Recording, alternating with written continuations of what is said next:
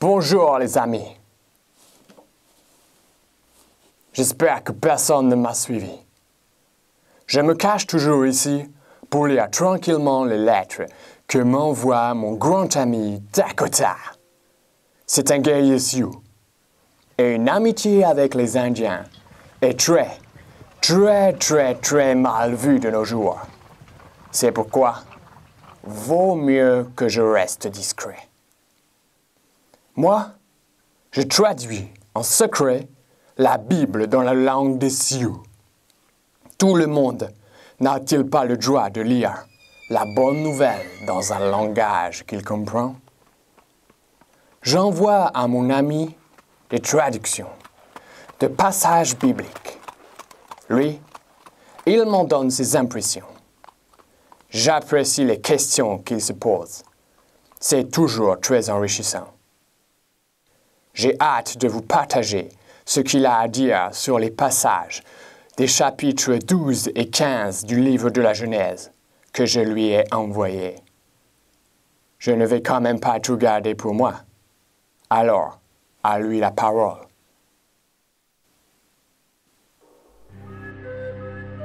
Oser risquer, une question de confiance.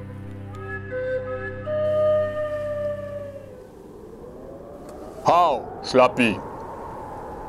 Moi avoir bien reçu ta lettre, et moi avoir lu ta traduction.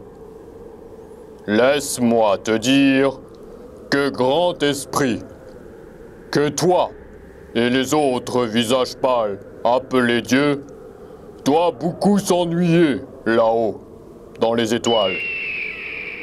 Eh oui, pourquoi lui demander à Abraham de quitter sa terre avec toute sa tribu? Et Abraham, lui être resté bien trop longtemps sous le soleil pour partir dans l'inconnu, sans rien dire. Autre chose, comment ce cheveu gris imaginait pouvoir avoir des enfants?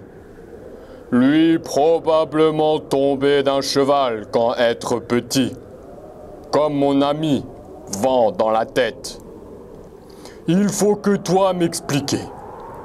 Moi très impatient de connaître la suite de l'histoire. Comme ça, moi savoir si Abraham fait quand même un bon choix. Et savoir si grand esprit pas être cruel. How, l'ami?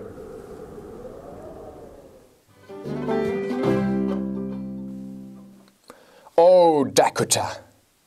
Eh oui, comment un membre d'une tribu chassé de ses terres peut-il comprendre le départ d'Abraham? Bien sûr, quand on ne connaît pas la fin de l'histoire, on ne sait pas que Dieu ne joue pas simplement avec nos vies. Abraham ne savait bien évidemment pas non plus au départ comment allait se terminer son voyage. Il a pris un risque énorme. Il a fait entièrement confiance à Dieu. Il a quitté son confort. Il est devenu un immigré. Il a tout laissé derrière lui. Et c'est comme ça qu'il est devenu le père de toute la nation d'Israël. Vivre, n'est-ce pas risqué? C'est en prenant des risques qu'on apprend et qu'on grandit, mon cher Dakota. Bien sûr, il faut pouvoir contrôler un minimum le résultat de la prise de risque pour ne pas tout perdre. Avec Dieu, il me semble que ce soit une question de confiance. Mais, comment faire confiance à un être invisible au point de tout quitter pour lui? Est-ce du courage ou de la folie? Ou peut-être un peu des deux? À réfléchir. Sur ce, vaut mieux que j'y aille, avant qu'on se pose trop de questions sur mon absence. Je ne veux pas risquer de tout perdre parce que je n'ai pas fait attention. À bientôt, les amis.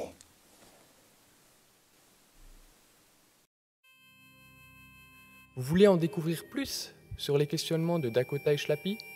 Venez au rendez-vous Respire une heure ailleurs de ce vendredi à 18h30 en l'église du Temple Neuf à Strasbourg. C'est une invitation à respirer, faire silence, recevoir la parole, chanter, se rencontrer et partager. Vous y êtes tous la bienvenue.